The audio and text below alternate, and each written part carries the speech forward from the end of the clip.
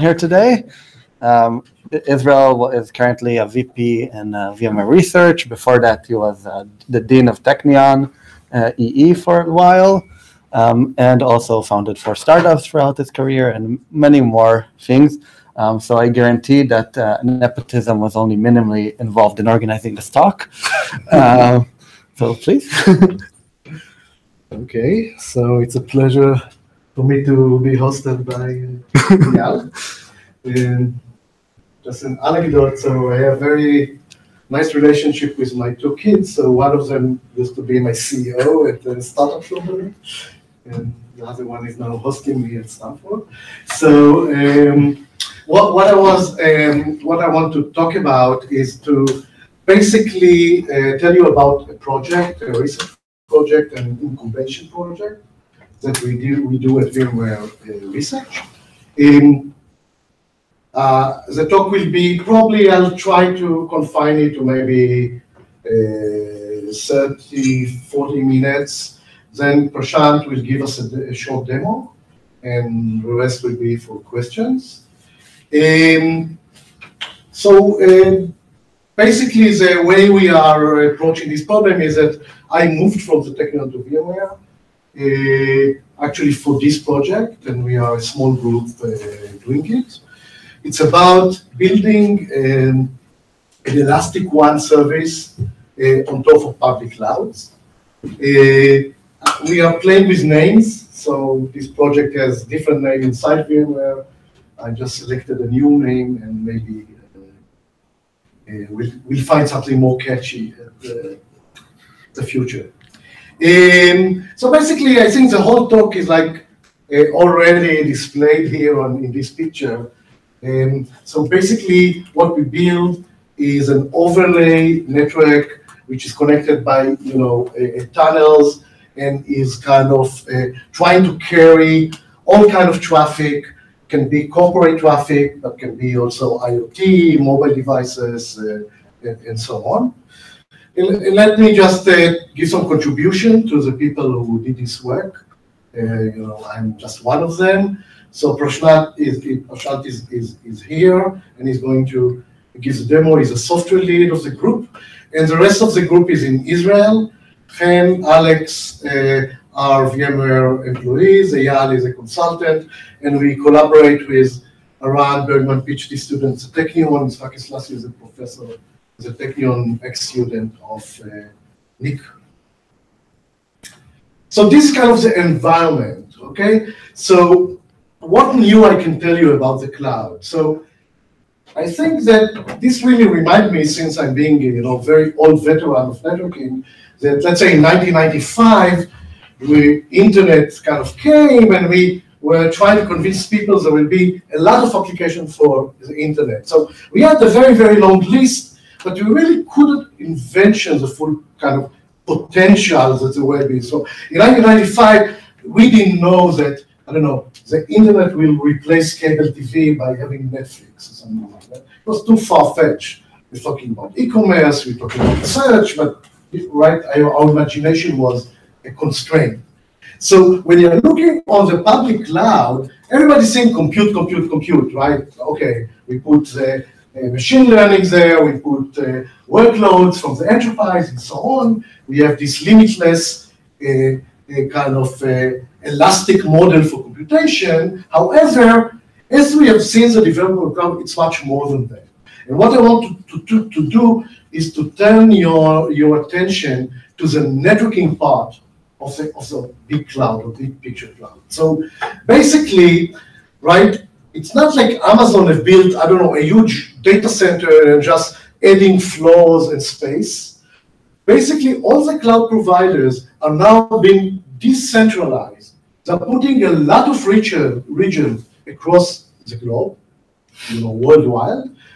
Actually, I didn't even depict what they call edge, right? They also have smaller computation infrastructure, which you call edge. But if you just look on the regions, these are regions, each one of them has a couple of data centers, you can see that, let's say, Azure already have like 35 regions, and they're adding all the green stuff is future stuff, and all the white stuff, Google is future stuff.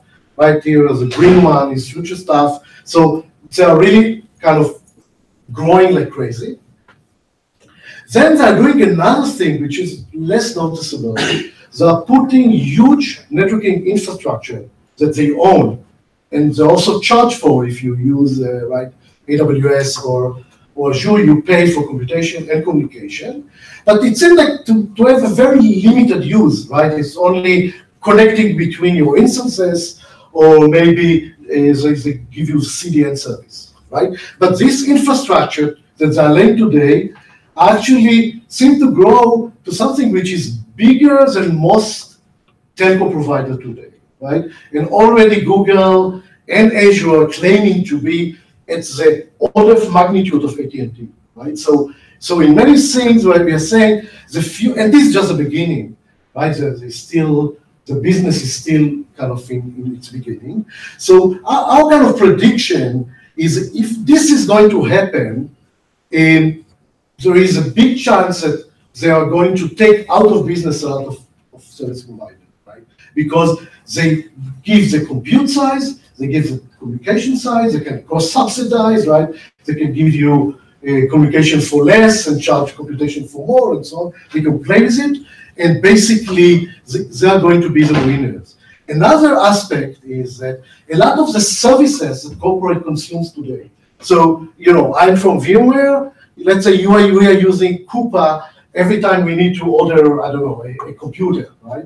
It's our procurement kind of tool. It's actually reside inside AWS. It's like Evernote reside inside Google and so on. Of course, Office 365 reside inside Azure. So already the services that many corporations are consuming are already located inside the cloud. Now, the data center of this organization are moving to the cloud. Then you see that there are regions in reach of every branch office that the corporate has. And there is also a region in reach of every mobile user that the corporate has, or every IoT deployment that the corporate has, right? So that's kind of the new opportunity.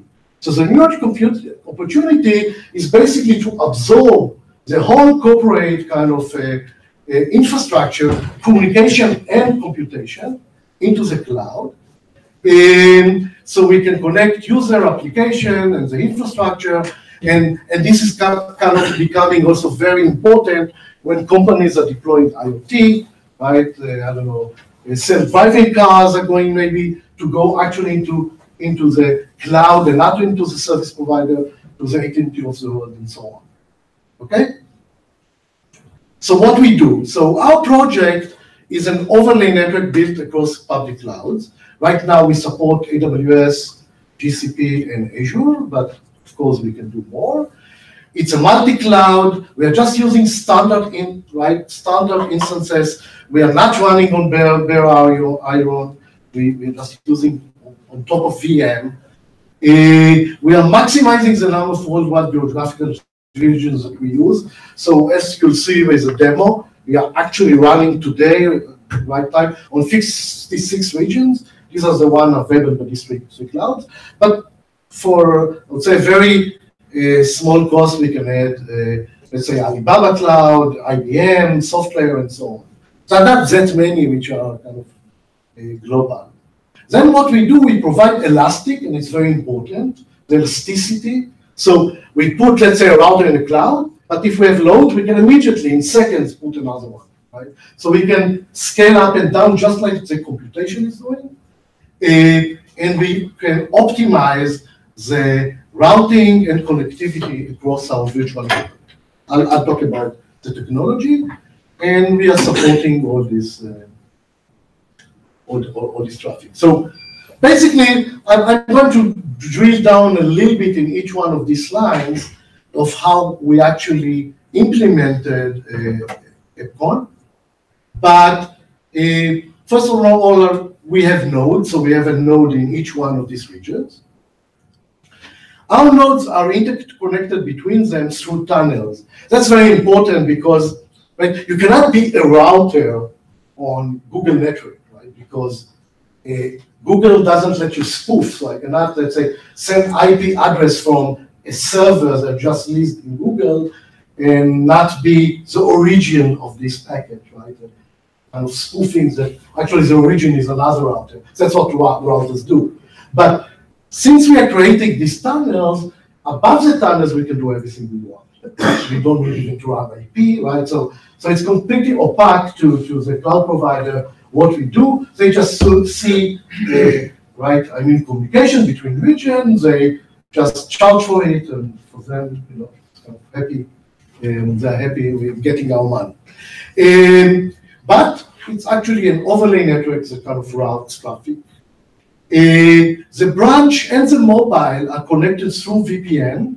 And in our case, as VMware, we just bought VeloCloud. So the idea is also you can use SD-WAN technology in the last mile. I don't know if everybody is aware of SD-WAN technology, but SD-WAN technology is the one that allows you to use in the access a bundle of, let's say, broadband internet, DOCSIS, ADSL, LTE, right? You use all the access broadband internet technology, let's say, from the branch office.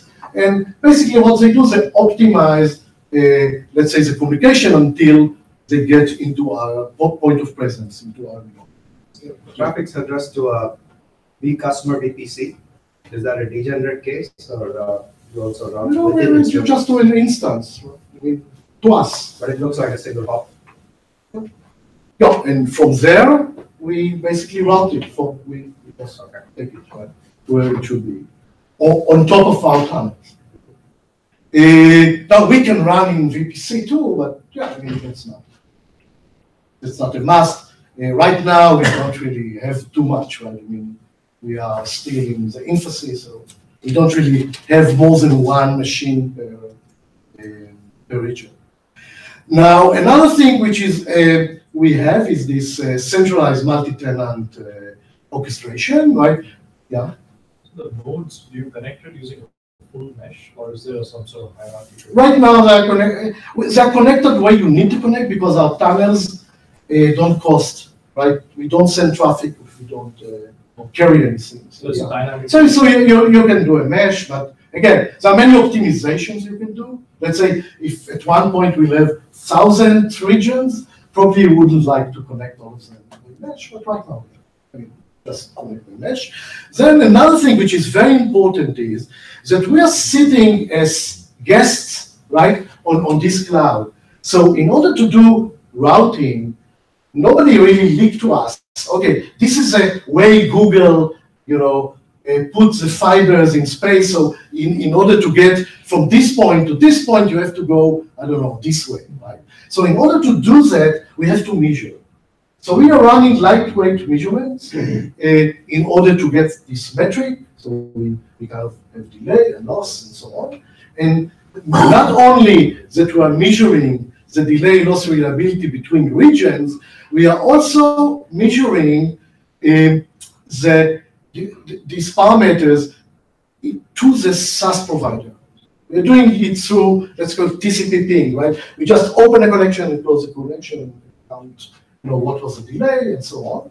And based on it, we can map the world in order, so we know how close are our nodes to each other. We know how close are the size to us, and then we can apply this metric into our routing and kind of conduct optimal routing using shortest path or something like that. So you have transit nodes within the Google Sure. TCP as well? Sure. We have, if the routing requires, we'll go through transit. If the routing, so routing decides, usually you'll find that because of our, actually I'll talk about it. I'll talk about routing.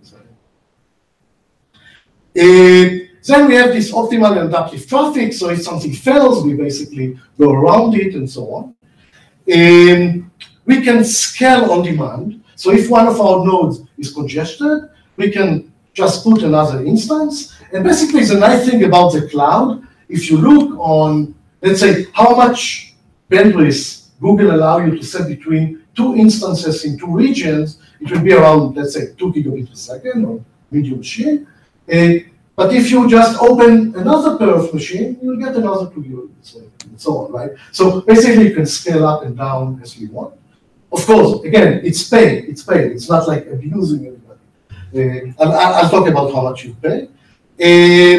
And then you optimize the transport. And another thing that we do is, the idea is that not only you move the whole communication inside the cloud, you can also move a lot of the security and optimizations that people are running on the edge into the cloud. So you can put firewalls in the cloud, you can put a one optimization into the cloud, and so on. That's what we want to do. Are you also cross-connecting instances across cloud? Meaning you have an instance in Azure, instance We in could. AWS. But that wouldn't go across a backbone, right? That would be real internet. Yeah, but it might be that, let's say, you are in a region where, let's say, Google doesn't have any data center in China. Probably you understand why. So if you're in China, you'll probably start, I don't know, with Alibaba, it has 10, but Azure has 3, right?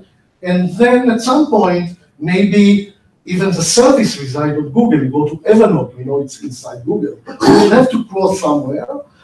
Probably a good crossing point is Europe, right? But so we try and cross where they have common regions, right? So that the path taken in the internet is shortest, right? So if they have regions, Alibaba has only in China and Google has in Europe, sorry, in India, but they both have in Europe. right. Come all the way to Europe, jump over, and then Yeah, and we actually take into account the cost, because basically all of them are charging for outgoing traffic. Usually they don't charge for ingoing. So actually it's part of our metric, right? So we have loss, delay, and cost. Right? So we are trying to minimize the times that we need to pass, like a cost kind of transition.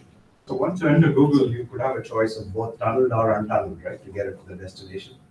How do you make that decision on whether untunneled would be better versus tunneled? Well, it's just like branch offices we connect with tunnel. But inside Google. Inside Google, we always go inside Google. What is possible. Actually, that's a study we are now doing, how we force a cloud to go, because we are competing with, let's say, SD-WAN services that are trying to go over the internet. So we want to give a much better performance. So like we are somewhere between MPLS and free internet. And so we want to give something which is better than MPLS. It's a fraction of the cost. And actually, the cost crossing the cloud is maybe 3% of the cost of MPLS. So there is a big gap between them. Now, this is our MVP. So our MVP is including, it's really, right, proof of concept. So what we do is we connect the branches and the mobile users into our gateway. We can also connect them through SD-WAN, that's with VeloCloud. Then we basically have 3 types of traffic. So we have internet traffic that nobody wants to do anything with it. We just take it through a firewall out. And then we have the private traffic that go from branch to branch of the same customer. This one, as you see, we tunnel with what we call a tenant ID and so on, and give it to the right branch or the right data center at the other end. And we have this SaaS traffic.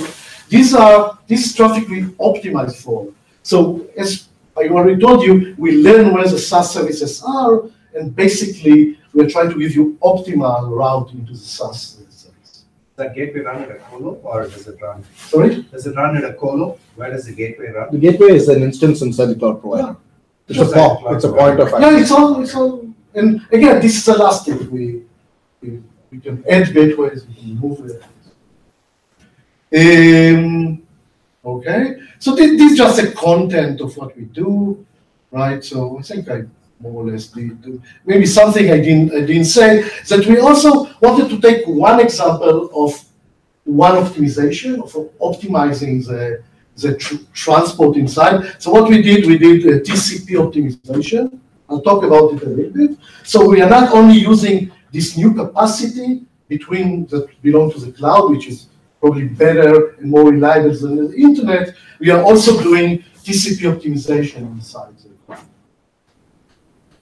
So isn't your poorest performing parts outside of that circle? Sorry? Your poorest performing parts are outside of that circle. Yeah, so that's really the last mile, the hop between the branch and the thing, right? And you can always augment that with whatever other SD-WAN technologies you Yeah, but that's what I put in VeloCloud, because that's exactly what's optimized. right? So let's say MPLS today using T1, T3, right? It's 1.5 megabit per second or 45 minutes. It's very expensive and lousy performance. So what VeloCloud are doing, they give you, as I said, a bundle access across DOCSIS, ADSL, LTE, right, into the last mile. So you can use it. Actually, we plan to integrate this. So we didn't invest in our program, in our in our project. We didn't invest anything in the last mile. So we ignore the last mile. We assume that the SD1 guys will solve this problem. Okay, so this kind of network-wide view.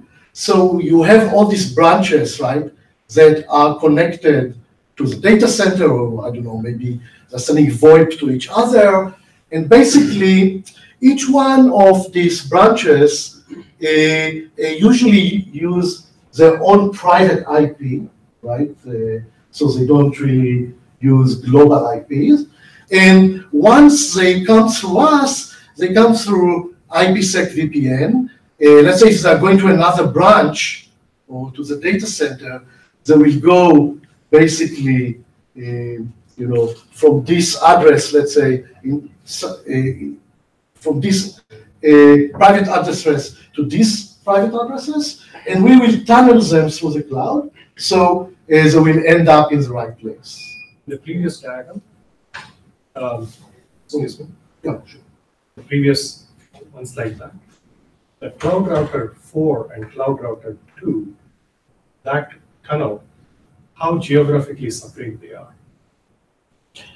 They're actually the same instance. It's just two pieces of software running in the same instance. So you terminate the access side and you initiate the core side at the same instance, the same router. It's all about PE router. Something of the type. Yeah, but so geographically they are in the same region, Yeah. say, for example. yeah, for us, anything that is in the same, right now, everything that is in the same region, it's the same machine. Unless we cannot run, for example, if for the firewall we had to run another virtual machine because the open source firewall kind of. Sorry, you said router 2 and router 4? Yeah, router, because that doesn't make sense because the Sure, branch sure. router and Yeah, I was looking at the data gateways. No, they are in different regions. Two different regions. Totally different regions. I was talking about the red and the green. So. They are Gateway different 2 and regions. So one can be US West, the other one can be Europe East. Yeah. and the tunnel that you have between router 4 and router 2, is it over internet or is it over a private backbone? Is it over an ISP? Doesn't matter. It's over the internet, but it's over the private internet. So it's the backbone of the cloud provider. So if let's say both 2 and 4 exist in Google, then we use Google's backbone. And Google permits that. It's network traffic between their instances. Sure, you just run the tunnel between two machines. It's like two It's your- nodes, right? They it's your communicate in- privilege. Why not?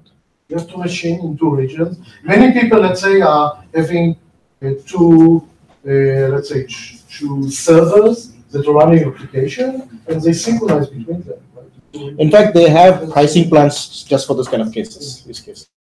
I think Amazon also charges for it, but it's a lower charge.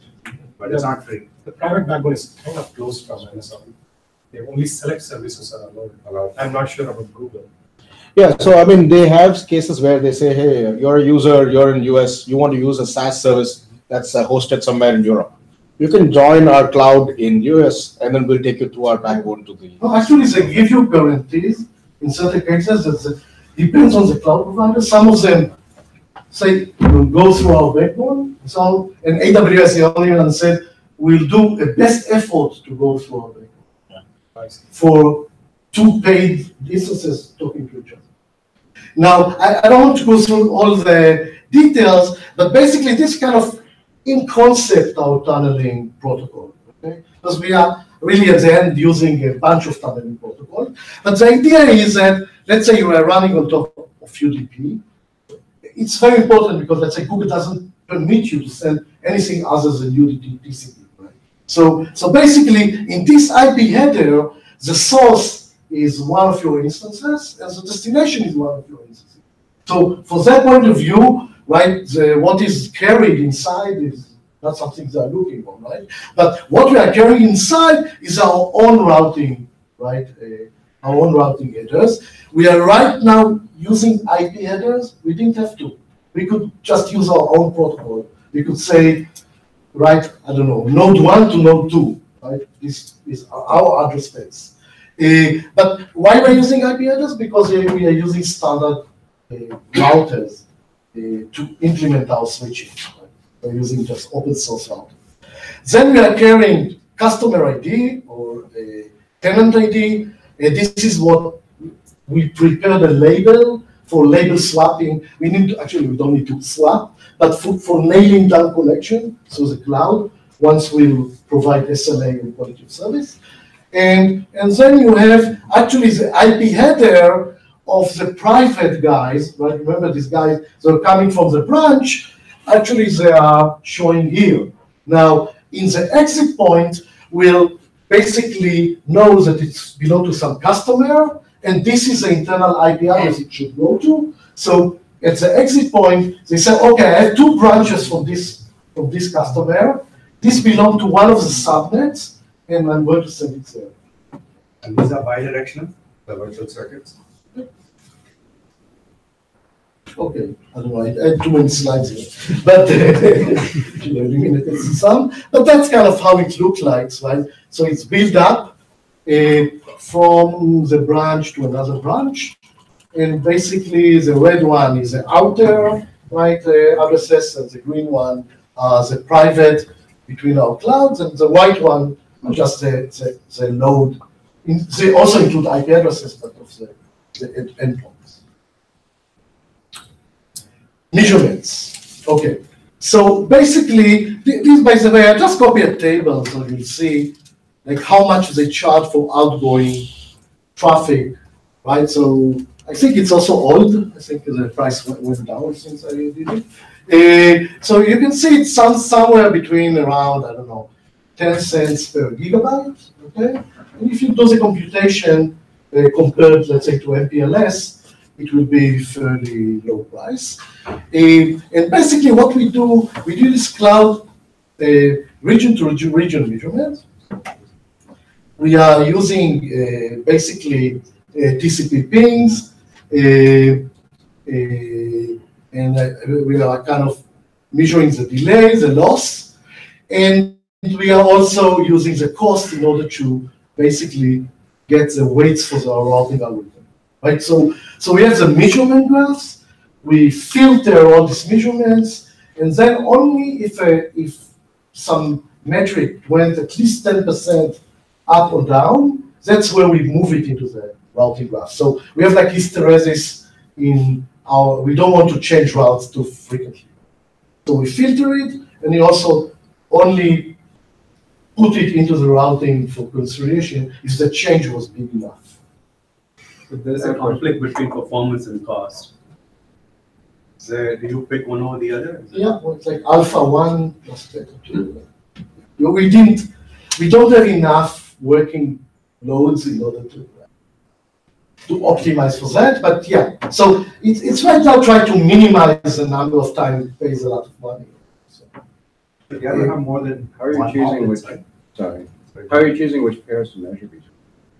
How are you choosing which pairs to measure between? I mean, you don't have a full mesh; you have a subset. oh no, we have a full. It's a full mesh. Oh, the drawing didn't show. Yeah, because if you see, Everything. right now we have 56. Right, each node is doing round trip to 56. Other node it's, and this is a small packet. It's not big. Actually, I measure the cost of that. It's like $10 a year in terms of. So the measurement is really lightweight, and we're doing it every second. Right now, we could do it in the past. Just another thing. Okay, how we kind of discover the SAS. So SAS is a little bit more tricky because let's say, like take Workday, it is an HR known SAS provider. So Workday, actually, if you look on the servers of Workday, they're located in many places, right? So let's say if you take the subdomain, this is something I did from my house in my place in California, in San Francisco. So what I get if I do login to workday.com, I get this IP address. It's actually something that lead me to a provider in New York, where if I do myworkday.com, and actually in VMware you are using when you're working with like you're using this subdomain, it's actually going to Workday in Seattle, which is a data center. Okay. So we need like two-stage kind of solution. One, we need to know which IPs are used by all these SaaS providers, right? Because we only care about IP coming from the branch office. And then we want to know how these IPs are related to our nodes. So which one are close to our nodes, or which are the nodes where it was to go out to the SaaS provider in order to get from a client. So what we do basically is we periodically resolve each one of these subdomains. There's a question how we get all the subdomains. It's actually we do it manually, but that's not that big news because if you look on the major SaaS providers, there are probably not more than 200 or 300 of them. I think we already have 400 now. So that's kind of the bulk of what companies are at least using. So what we do basically, we resolve DNS across the world. So we assume that in that case we'll get all their kind of load balancing, right, and regional services. After we do that, we collect everything in the center, and periodically we kind of measure the delay from our nodes into each one of these IPs.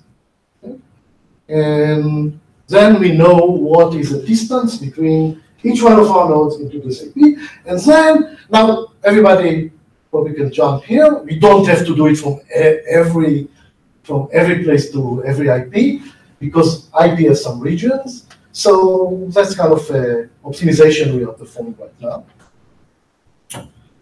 And then basically we populate the routing table.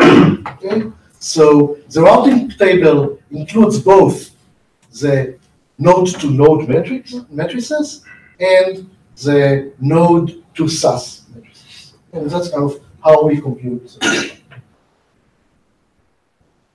I don't have a lot of time, so I'll try to wrap up in this one. Splitting TCP. So basically, everybody that took like I would say undergraduate course in networking knows probably this formula. It's kind of very rough estimate of TCP throughput. So the TCP throughput really depends on the round trip right between the endpoints, on the size of the buffer that the receiver is really the transmitter is willing to keep for retransmission, and the loss along the way, right? So basically, I just took this well-known formula and put it in some, just end-to-end long-haul connection, let's say between Mumbai and, I don't know, and SAS service, right? So basically what you get is something like RTT 300 milliseconds, the loss can be, I don't know, 4%, 3%, and then you get a bandwidth like that. Okay, so I'm assuming not the best internet day, right?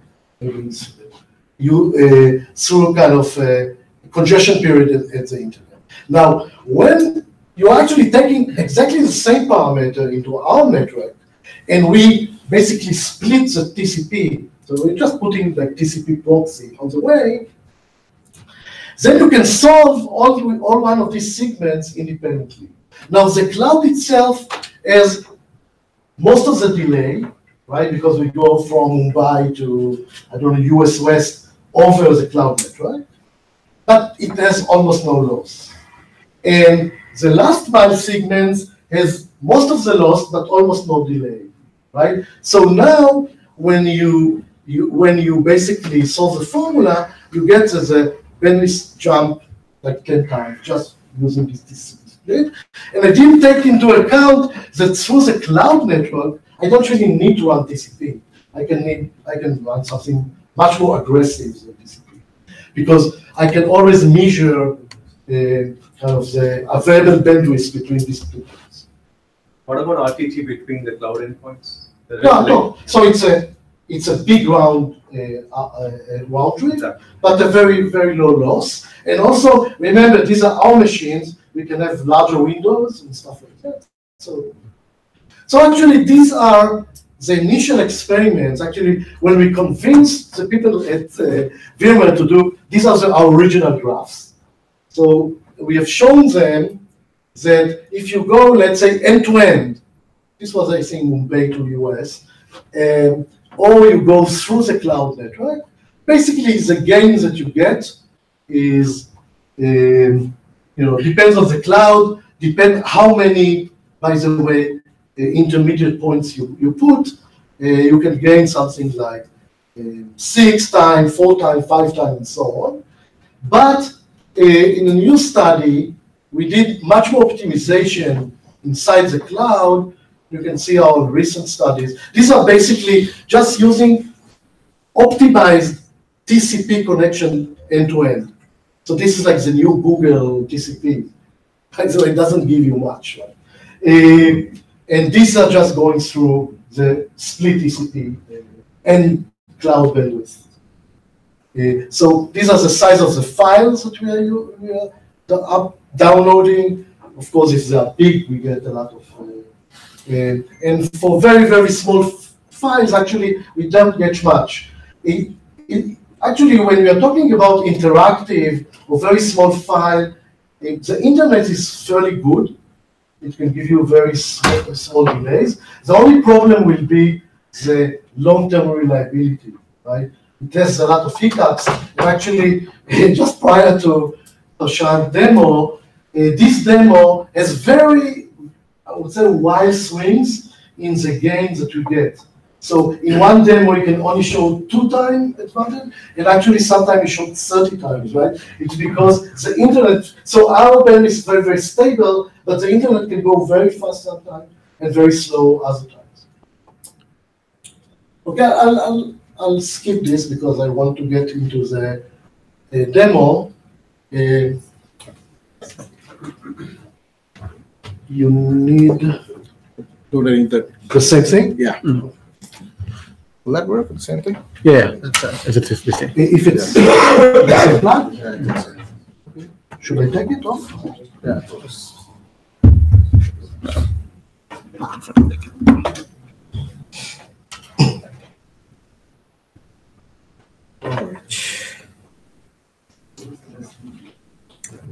Put my. Okay. Okay, guys. So my name is Prashant Venugopal. I work with Israel and this team to kind of build this product. So I'll jump right into the demo. So what I'm going to show here is 2 parts. One part will just take you through the interfaces so that you have a fair idea of, if you haven't gotten an idea yet, then you'll get a fair idea of what we're trying to create, how would the customer use this, who's involved in running this operation, etc., etc. And the second part will take a specific use case, the one that Israel was talking about for the SaaS reachability. So we'll take a server in Mumbai, and the server hosts a file that we're trying to download from San Francisco, and we'll try to see how good is our network performing and how is the internet performing at this particular time, right?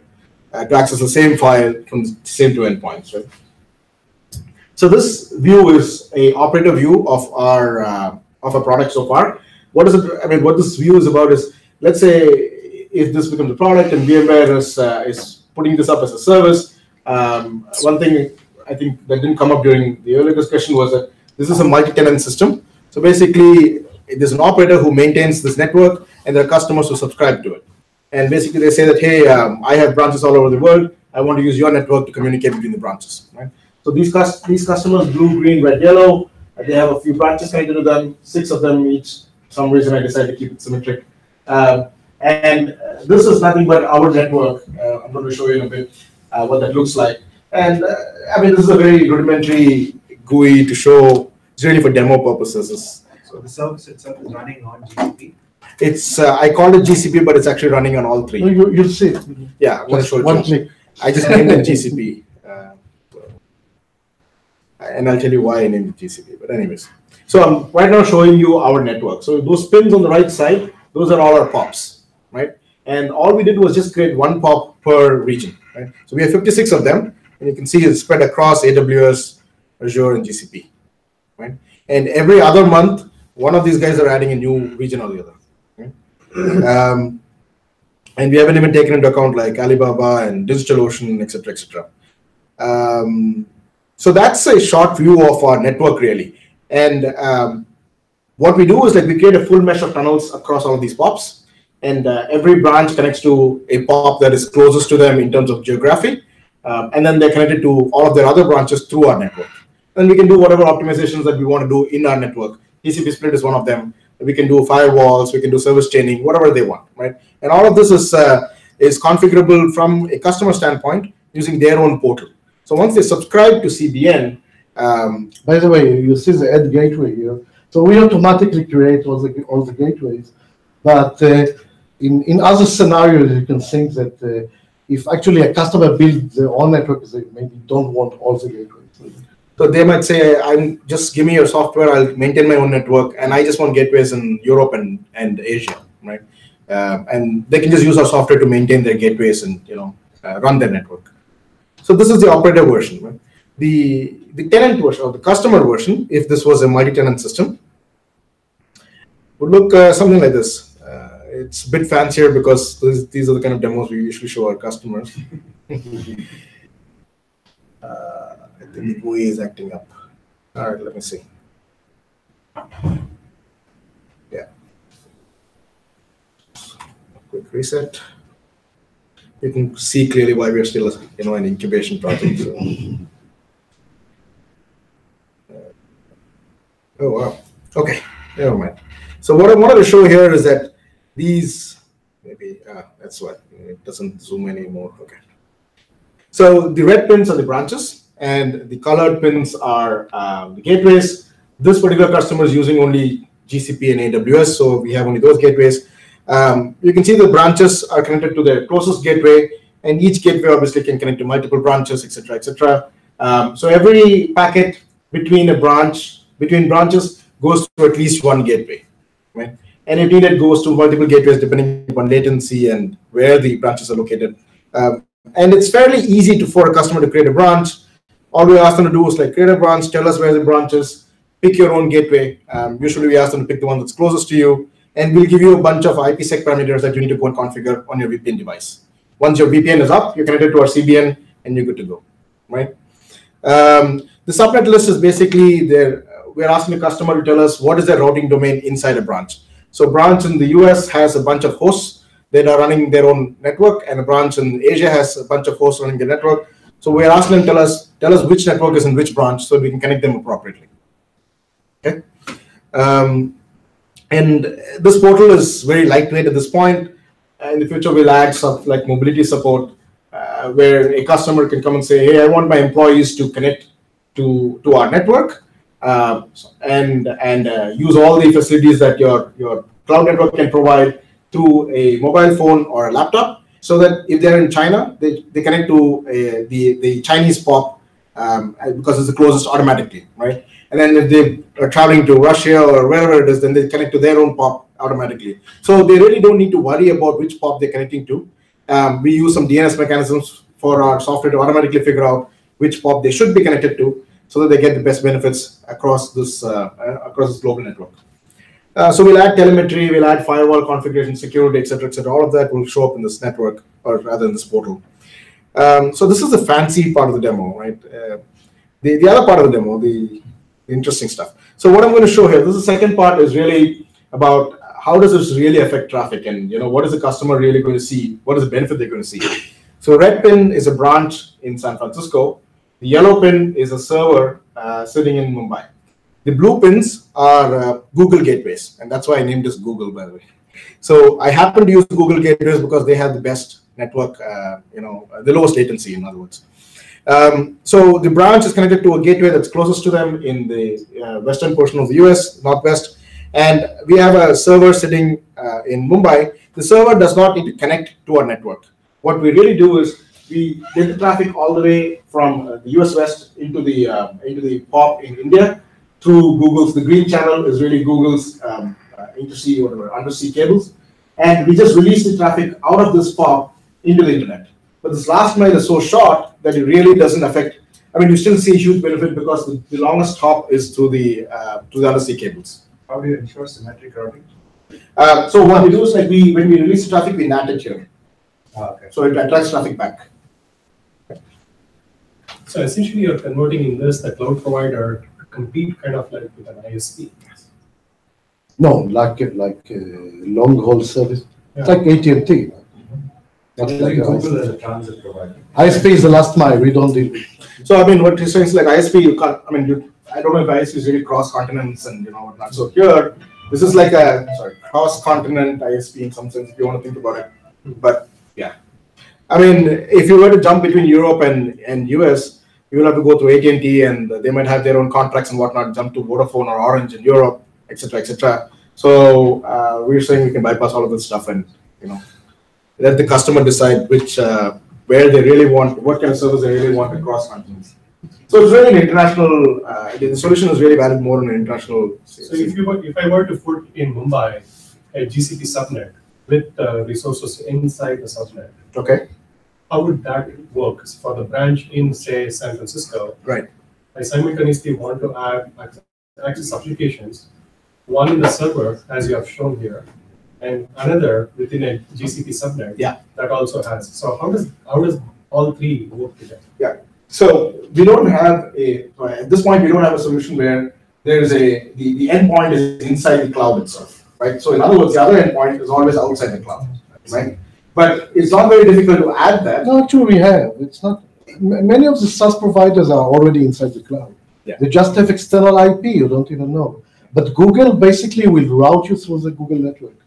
If you go to a Google, between two Google entities, they understand their global IPs and their internal IPs. So It will work. It just magically work because Google has a kind of already built network. I'll give you an example of SAP HANA. You can have your own SAP instance on a private server sitting in a data center in, say, Mumbai. You can also subscribe to the SAP HANA instances that is private to you within the GCP. Yeah. That can be hosted inside the subnet of a GCP. Yeah. I can separate out the HANA module separately, where you can have your, say, inventory module running on a private server in a data center, and your some customer partners module running inside GCP in a server. So As long as these are global IPs. So I mean, in this particular case, they're probably private IPs because they belong to a particular VPC and they have their own subnets, I assume. it can be both. I can have a private side. So the global IP is so. Yeah. So if they're global IPs, Google already understands that this is a global IP within their network, and they have optimizations that can actually use their internal backbone instead of going through the internet. If it's private IPs, we have to do a bit more work, where we have to somehow tell the other POP that, hey, this private IP is somewhere here, which means you have to either know it through configuration or learning through routing or something of that sort here, and then attract traffic through the green channel here and then release it here. And we already have this mechanism for branch offices. If you don't distribute prefixes within the customer's table. Yeah, I mean, right now they're really configuring it in other things because these are branches. There are not too many prefixes, but we could potentially learn them through. So on the access side, it's pretty much open. I use IPsec. We could use BGP. We could use whatever. We could learn from them and say, here is your. I'm learning from your access, and then I'm kind of distributing it in my core network, your own private core network, so that I know each branch's reachability within the core network. So those are enhancements we can really. It's not really a big. What happened? We are still in the proof of concept stage. Okay. Is a routing graph in some kind of central location, or is it just like a BGP? Sorry? Is a routing graph somewhere in a central location that where you can? In central location, it's totally centralized. The nice thing about the cloud is that the data paths and the control paths are separated, right? So it's not like in Cisco router where I need to route OSPF right along the. So basically, we just sit above and collect everything. Okay, so just following through with this map, right? So what we're trying to do now is we'll just try and download a file from here onto the branch in the red pin, So this is a terminal that's sitting inside the branch in a red pin, right? And I'm trying to download a 100 MB file from a server in San Francisco. At this point, this branch is connected to our network, and you can, I mean, let's take a look at how long it takes to download this, right? AWS usually gives about 6 megabytes per second. GCP is actually much better, almost twice. So it's about 8 megabytes per second on average. And if I Let's hope it will be better.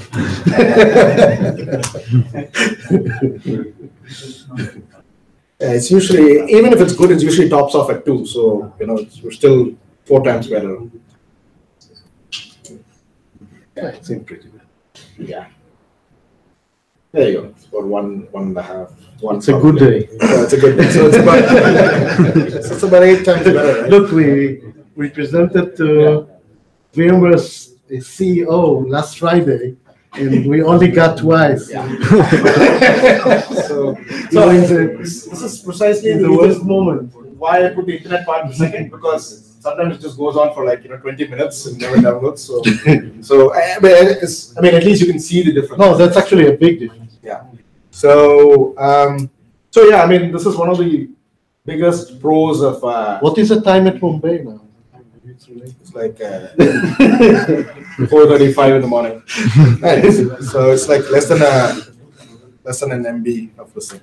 Okay. So I'll just I guess we can just open it up to questions. Yeah. So let's stay here. We'll each take the question. If you have more questions, it will be 5 more minutes. So from a price per megabyte perspective, have we done some comparative analysis of what exactly does it cost to go through some providers, cloud provider backbone versus? Yes, I said it's like 3 to 5% the cost of MPLS, which is probably the common competitor to that. Like most companies are having MPLS. From an end customer perspective, what I'm saying is, let's say you are the MSP that's hosting this. Would you rather do it on some cloud provider's backbone, or you actually work with some tier 1 providers, put it in a colo, so you're not? So, yeah, I mean, I can give you an example from the market. So there are companies who are providing a backbone which are competing, let's say, with MPLS. One of them is, let's say, Auyeka is a very famous one. Their pricing is very close to MPLS, right? And they basically build their own private network with fibers and so on. Now, they give some added value. It's not optimizations and so on, but it's kind of hard to create your own backbone, right? By the way, the prices I just showed, they don't reflect quantity discounts, and actually they are very big quantity discounts.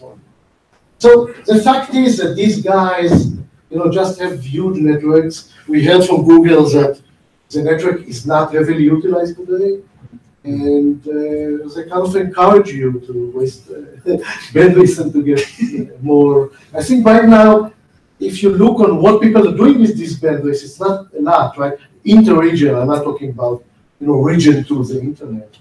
So some people just synchronize data centers, right? Synchronize, let's say, SaaS services that have, 3 or 4 point of service. And they have their own CDN offering, which they run on top of the same network. But I guess it's not overloaded. In fact, they have different pricing models. Just taking Google as an example, their pricing model is they have a premier network, which is what we are using, and they have a regional network. And they just came up with this new pricing model. Earlier it was just one. And the regional network, they make networking harder. But it's cheaper for customers who are saying, I'm only worried about US West, right? I really don't have anything in Europe that I'm interested in. So they know that bandwidth is not utilized, and they're trying to make money out of it, try to get people to whatever, right? So for us, and the network is the easiest to operate in terms of, or rather configure in terms of for our product at least, right, or our project. The other ones, I think you mentioned something about AWS using their backbone. So until recently, you had to really jump through hoops to really talk between regions. And even then, they did not guarantee that we will use our network. But now they started realizing that we'll make it much easier. They have this inter-region peering. and they say that if you use that, we will guarantee that you use our network. The interregional peering is through the direct connect gateways. They are not fully available in all. Yeah, they're not available to everyone. So what is available on the AWS backbone is the private link. The private link uses the VPC endpoints that you have to create. Yeah. The problem with those VPC endpoints is it's a software component that you have to attach VPC by VPC, Right. and then you have to do the configuration which VPC talks to another VPC. So it's a 1:1 configuration. It's Sure. 1:many. Yeah, but it's set up once. I think Right? You're not going to do it per customer. This is a long-term project, right? So basically, we believe that if, let's say, Google and Azure will give something, at some point, AWS will have to give something. So They will not be able to, I don't know, give inferior service. Right? And in any case, I'm in a catch-up mode, right? I mean, as you said, Google were proud that their network is better, right? So is your, let's get yeah. is your work more interesting for certain types of use cases? I mean, the Mumbai, San Francisco is a great use case, but the San Francisco, Seattle, is it less compelling? Yeah. So, I mean, it's really becoming more and more beneficial in the long run. But I guess if you look on MPLS, it will be very similar. Right? Today, let's say, when they replace MPLS with SDN or VPN, it usually works where the internet is great. Right? The internet is fairly great, let's say, in the West Coast. Right? I mean, we could potentially, but we're not there, but we could potentially pitch saying, hey, if you use a cloud provider and you have branches all on the West Coast, connect to a single POP, you can share firewalls, you can share other services instead of buying and putting it on your listing, right? But I think that's not the goal at this point. I think one thing which is more, I would say, deeper in this model is this limitless model, right? So MPLS today, I don't know, you go to AT&T, you buy, I don't know, 10 megabit per second average rate or something like that. This, if you want to change it, it takes, I don't know, 3 weeks, right? And so the way you work with the network is that if you have more, right, you usually buy for your average a little bit more, but let's say you have a peak day. So in the peak day, you have to give less priority to some application and to slaughter other application, right? So basically, this congestion control that we are networking people are supporting all the time is like against the model of the cloud, right? Why people go to the cloud? Because I have a workload, I put it on the cloud. I have another workload, I put it in the cloud. I don't need to slaughter something in order to execute my workload. And it's the same with the communication. This network, the elasticity, right, is if you send more, I'll give you more. If I don't have enough resources, I will add them in seconds, or I just keep them as standby. By the way, machines are very cheap in our model, and the communication is expensive. Most of our bill is communication. So just keeping some machines as backup and then take them into service in 0 time, right? And then light up other machines. That's kind of a really new model. So don't look on that only as replacing something, right? Like MPLS, but it's really a new model inside the cloud of limitless computation and communication, which is kind of very, let's say, attractive. You sort of left the problem of branch to cloud provider as an exercise for the SD-WAN vendor. Well, we have one, right? We just bought one. Yeah, actually, we just met with them. Yeah, so it seems like a very good complement. Sure. But have you seen any interesting approaches from a branch? For example, should I go direct to Google or should I use my direct peering link in my hub site? How do I choose which We path? don't really have enough experience. Yeah. If you email me in 3-4 months, actually we are now starting to talk about this. So I mean, from what we understand, I know AWS had Direct Connect and Azure had, and I think Google also recently added something. But it depends upon the customer, right? I mean, if they have a lot of small branches everywhere, they probably don't want that. It might be expensive for them.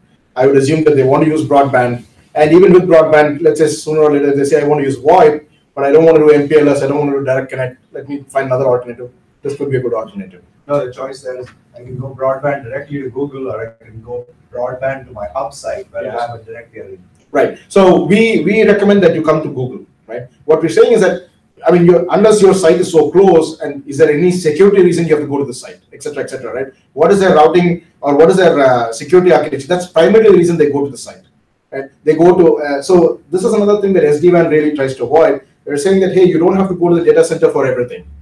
You can tell us when you want to send the packet to the data center. You can tell us when you want to send the packet out, like Facebook.com, don't go to data center, right? So we can say the same thing. And we can say that, hey, connect to the branch that's closest. If you are inside, after you set up the branch, if for some reason you want to go to the data center, you can go through our network to the data center, come back to another POP and go out. You don't have to have a separate connection to the data center. And this is like, I mean, you're kind of reducing that whole mesh, right? All branches connect to the data center, all branches connect to each of their POPs, and then be connected to the data center, right? So did I answer your question or did I go? Yeah, I got it. Okay, so I just want to wrap up. Let's maybe finalize talk and then talk to us directly. So one thing I wanted to say, all this software that we are having, we are right now offering universities a way to go into that and do research and so on. So, you know, if you are a student or faculty, we have a very, I would say, easy licensing, low cost, of course, for university to be able, you know, to go into this multi-node overlay network, do experiments, you know, try their own optimization and so on, and write papers. Great, thank you very much. We're out of time. Thank you.